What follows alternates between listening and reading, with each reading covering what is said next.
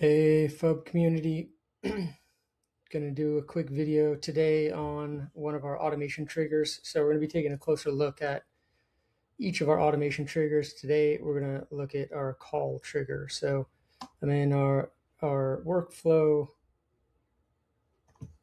select the call trigger.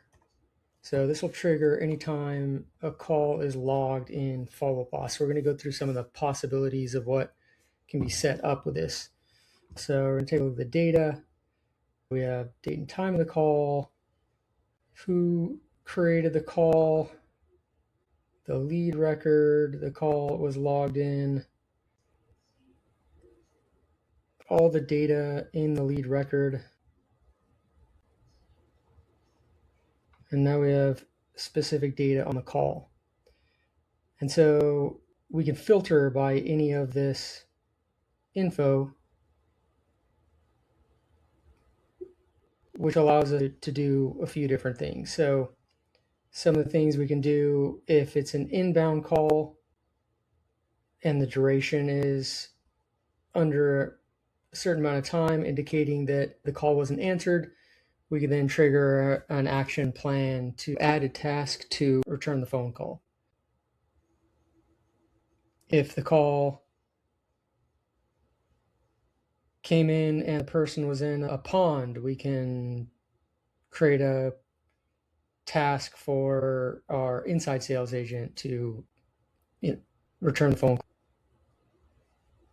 If it's an outbound call, we could use the duration of the call to make our smart lists more dynamic. So instead of a one-size-fits-all approach where you always follow up in 7 days, even if you get voicemail, you can use the call trigger to make your smart list dynamic, where if it's on a weekly list and you call and speak to the person, you'll drop the lead off for a week. But if you call and it's a less than 95-second call, then you schedule the follow-up to happen in a couple of days.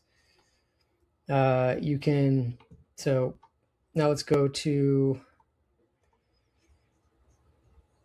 our utilities.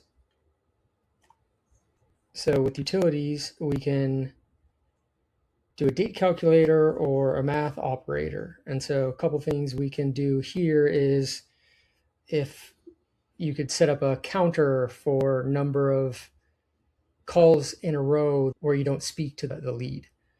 So maybe you decide that if your team makes 10 or 15 calls in a row that don't result in a conversation, you want to move the lead into a pond automatically for non-responsive leads. So now you can have a custom field for unanswered calls in a row.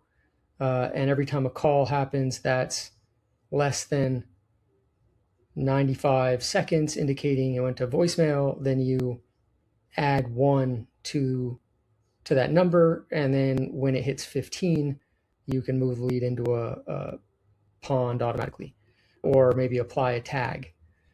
And then some of the actions that are available.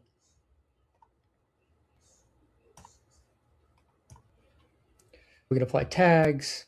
We can populate data to custom fields. So you could populate a date if you want to track when the last conversation was.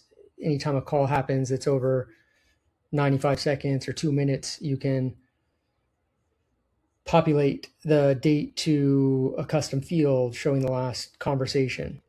We can trigger action plans or automations 2.0. And then some of the other things we could do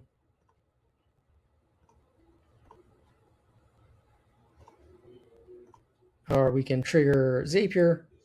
We could send out an email notification. So maybe on a inbound call that's a missed call, you send an email notification to the assigned agent, letting them know to return the phone call. We have Slack notifications coming soon. So those are a few things you could do with our call trigger. We'll be doing a video for each of the triggers over the next couple of weeks. All right, thanks everyone.